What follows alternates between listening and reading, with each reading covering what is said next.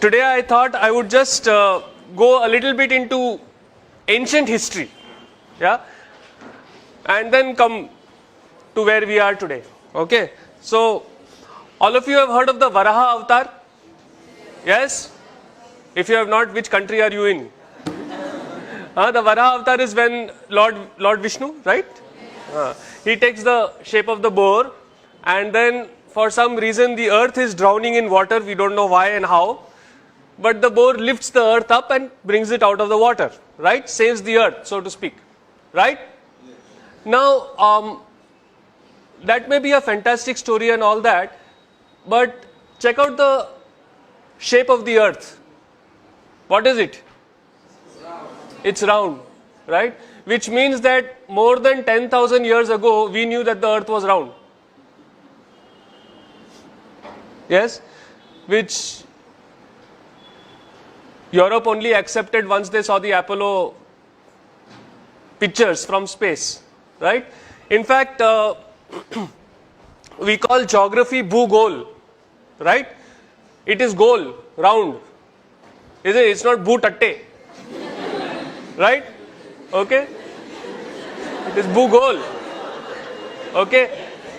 So we knew a very long time ago that the earth was round. And then we call the earth Jagat. Jagat means what? Jiski gati hai wo, meaning that which moves. Right? So, we knew that the earth was round. We knew that it was not stationary, that it was moving. And this was thousands of years ago. Yes? Interesting, huh? Okay. Okay. Let's go a little bit into space. Now there is this star called Antares. Okay, Antares. Ares means Mars. Red. This is also a red star, so it is called Antares. We like Mars. Okay. Now it is the 15th or 16th brightest object in the sky. Alright. Yet our elders, our ancients, they called it Jeshta. Okay. Now what does Jeshta mean? You know what Jeshta means? Jeshta means the biggest, the oldest, the eldest. Now, why would they call the 15th brightest object? Meaning there are many more brighter objects than this star in the sky. Why would they call it the biggest? Yes? Intuitively, something that is brighter should be bigger. Yes or no? Right? But they called this one, the 15th brightest, they called it the biggest. Turns out they were right. It is 40,000 times bigger than our sun. In fact, it is one of the biggest objects known to man. Yes. Now just imagine, you've got this group of people who have managed to name a star the biggest, and this was 5,000-7,000 years ago. Yeah, which is just a point in the sky. Okay, okay, not done with stars yet. Heard about the Great Bear, the Big Bear constellation? Yes. Okay, so we are interested in that star. Okay. It is actually not a star, it is two stars. Yeah. Now this itself is a big deal. To figure out that that particular point of light in the sky is two stars. Okay. And it is called the Arundhati Vasishta. It's called Arundhati Vasishta. And in South India there is a tradition where after marriage, yeah, the husband and wife are supposed to go out in the night and look at this particular star. Okay, now funny tradition. Right? Okay. Now most twin star systems rotate like this, like one star is in the middle and the other star is going around it. This is definitely not the way a husband and wife should be. Isn't it? Right? But Arundhati Vasishta, this particular system moves like that. Now first, to figure out that that is a twin star system. Second, to figure out that it rotates in this way and not in that way. This is not something which is easy or obvious, is it? Yes. Third, to do it without telescopes. Yeah. Okay, metallurgy. Dinesh is BTech Metallurgy from IIT Bombay. You know, there are these pillars which are rust proof in India. Do you know about them? The most famous one is in front of Qutub Minar. Yes, this is a 1,000-year pillar 1000 years old, and even the pollution of Delhi has not touched it. Yeah, it is still not rusting. Yeah, and the other one, this is near Bangalore in Kollur. Yeah, where there is 750 centimeters of rain a year, 6 to 8 months a year, and this has been there for 2400 years. Yeah, and it is rust proof, no rusting. About the second pillar, what is more interesting is it was not built by any expert. It was built by the tribal, the aboriginals of that area to welcome Adi Shankaracharya when he came to their village. Yeah. So this technology was there, not even with like the learned Brahmins or something like that. It was available to the tribals. Yeah. Then there is this mystery of zinc. You know, India held the sole knowledge of how to remove zinc from zinc ore for 4000 years. Yeah, because zinc, it's a very, very interesting thing. Zinc, from the ore, the zinc becomes liquid at 997 degrees Celsius. But that same zinc then vaporizes and becomes gas at 1000 degrees Celsius. So it is only a 3-degree window that you have to pull that zinc out. And it is incredibly difficult. Yeah. You know what we did? It was very interesting. See, usually if you see a furnace, kya hota hai? There is the furnace and then something is coming out and being accumulated. Isn't it? This is the way most distillation is done. Yes or no? You've got the heat from the bottom and something comes out and it is collected. Now, when the heat was coming from the bottom, what would happen? The zinc would become liquid. It would go down or it would just evaporate and go out. Right? So what did these people do? They turned it upside down.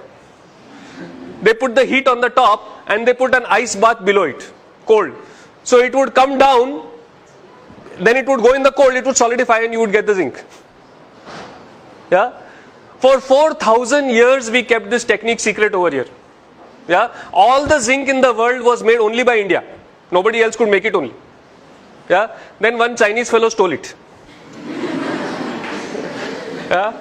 And then one British fellow stole it from the Chinese. There was this guy called William Champion who made the first zinc distillery in Great Britain in the year 1543. Before that, for 4000 years, if you wanted zinc, you had to come to us. Now, this is a nice shloka in the praise of Lord Krishna. When you look at this shloka, do you think that there is anything special about it? It is like all other shlokas. Oh Krishna, you are great, you are this, you are that. Yes or no? Right? Only thing is there is this thing, there is a protocol called the Katapayadi Sankhya. Okay? Took me a long time to learn to pronounce that. Yeah, so there is this Katapayadi Sankhya where they give particular alphabets, particular numbers. So for example, Katapaya is 1 and so on. And then if you substitute these numbers in this shloka, you know what you get? The value of pi correct to 30 decimal places. Yeah. So we knew how to do encryption also. Yeah. Acha, now, don't you like this, what I am talking about? So clap and tell me no. Yeah. You know, I am not used to just talking to an audience. I want audience feedback also. Alright? Okay. If you don't like it, then do like that. So I know. Now recently I had been to Goa, and in Goa there is this place called Vasco da Gama. You have heard of it, right? Now why is Vasco da Gama called Vasco da Gama? Because there was this fellow from Portugal who came and supposedly discovered India. Right? Okay, let me tell you the true story. This story is in Vasco da Gama's own journal, which is there in Lisbon today. Okay. There were two guys who went searching for India. One of them was Christopher Columbus. The other was Vasco da Gama. Okay. Now Christopher Columbus, he went in the opposite direction. From Europe he went up. Okay. And he found America. Only he thought America was India. Okay. That is why the natives of Americans are called Indians. That's where the Indian name comes. Because he thought, मेरे को India मिल गया. Right? So he called those people Indians. He called them Indians actually. Then the Other people came and, called them red because they were not white. Yes? So that was Christopher Columbus' story. Vasco da Gama, he went in the opposite direction. If you know your geography, he came down from Africa, and he was too chicken to go out into the main sea. He would only sail keeping the coast in view. Okay? And he was having the biggest ship available at that time in Europe. Alright? So he came all the way down to the Cape of Good Hope. Okay? And over there, he was wondering, now how do I cross? Because from there to go to India, you have to go across the ocean, across the sea. Right? Over there he met a Gujarati whose name was Kanha. Okay? He does not mention the surname, possibly Patel. Okay? Yeah? So he met this Kana Bhai who was a trader from India, from Gujarat, who had ships 12 times the size of this ship.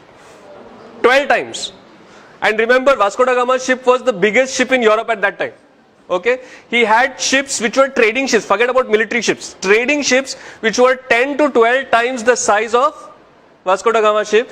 And Vasco da Gama's ship was escorted with 3 ships, like in formation, his ship was in the middle, those 3 of our Indian ships escorted this guy to Goa, to India. Yeah? So maybe we should call Kanha, no? Yes?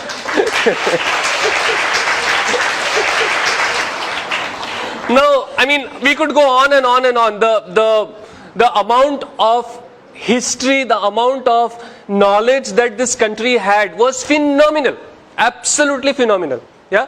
And what was even more phenomenal was these guys had this knowledge 5, 7, 10,000 years ago. Yes? When Europe was still, using bow and arrow to kill deer, our people were distilling zinc. Yes? Now, how did they have this knowledge? Yes? No, there is only one reason.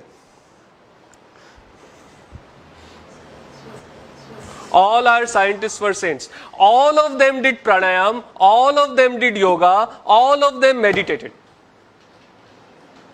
Yes? So what happened was, because when you have trained your mind like this, when you have meditated, when you know how to do this, and you have done it for appreciable number of years, then you are no longer limited by physical instruments. If you want to go into outer space, you close your eyes, boom, you can go.